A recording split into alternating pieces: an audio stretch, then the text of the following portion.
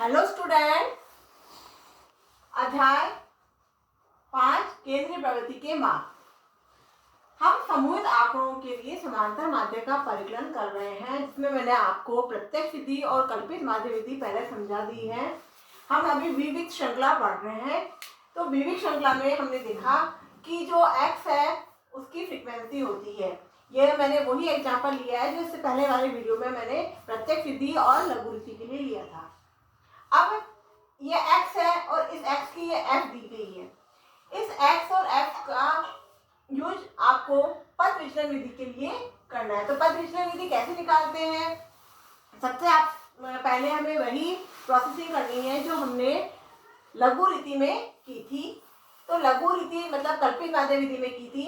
तो सबसे पहले हमें क्या करना है कि x माइनस a, तो d कैसे निकालते हैं? x में से जब a को लेस कर देते हैं तो d निकालते हैं। तो ये हमारा x है, ये हमारी f है।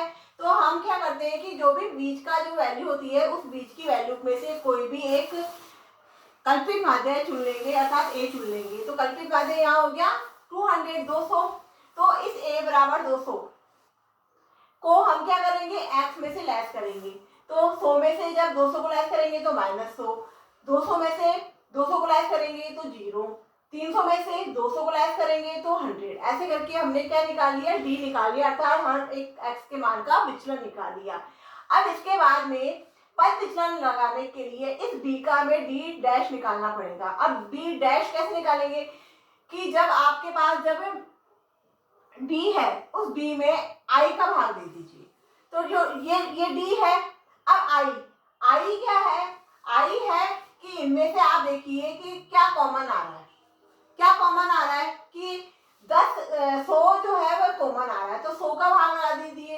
तो 100 का भाग लगाने पर हमें पता चलता है कि जब 100 में 100 का भाग लगाएंगे तो -1 आएगा, 100 में 0 का भाग लगाएंगे तो 0 आएगा, और 100 में फिर 100 का भाग लगाएंगे तो +1 आएगा, क्योंकि जब माइनस में लगाएंगे तो -1 आएगा। इसके बाद में ये जो आया ये आएगा d डॉट या d डैश। अब इस d डैश को हम क्या करेंगे? f से मल्टीप्लाई करेंगे। तो आप ये देखिए कि जब 200 है, इसको -1 से मल्टीप्लाई करेंगे तो -200, 50 को 0 से मल्टीप्लाई करेंगे तो 0, 10 को 1 से मल्टीप्लाई करेंगे 10। तो इस तरीके से f मल्टीप्लाई d डॉट कर दिया हमने, तो निकल के आ गया f d डॉट या f d डैश। अब जो f d डैश है इसका सिग्मा कर लीजिए। तो -200 है और प्लस में है 10। अब -200 माइनस का है, प्लस का 10 है, तो माइनस की संख्या बड़ी है, तो माइनस में से ये प्लस का लेस हो जाएगा, तो माइनस का क्या बचेगा? 190। अब ये 190 क्या है? हमारे फॉर्मूले में हमें चाहिए। तो सबसे पहले हमारा जो पथ विचलन विधि में समूहित आंकड़ों के लिए जो फॉर्मूला होता है वो होता है a plus sigma f d dot. जो लघु रीति है, लघु रीति में क्या फॉर्मूला होता है? लघु रीति में ये डैश रहता नहीं है, जबकि पथ विचलन विधि में क्या है? ये डैश होता है। तो sigma F D dash upon sigma F into I. अब ए क्या था? ए हमारा है अजूम मीन, जो हमने कल्पित माध्य माना है। अब कल्पित माध्य माना है 200, प्लस करेंगे, प्लस का plus sigma F D dot. तो सिग्मा एफ डी डॉट क्या है? सिग्मा एफ डी डॉट है -90, जो हमने यहाँ लिया है। इसके बाद सिग्मा एफ है हमारा बारंबारताओं का योग, तो सिग्मा एफ हो गया 260, फॉर्मूले में रखते हैं। इसके बाद आई है, जो हमने यहाँ पर आई लिया है 100। इसके बाद हम सबसे पहले 190 को इससे क्या करेंगे? मल्टीप्लाई करेंगे। मल्टीप्लाई करने के बाद हम अगले प्रोसेसिंग में इसको डिवाइड करेंगे। डिवाइड करने के बाद हमारे पास ये संख्या आती है जो कि माइनस में आएगी।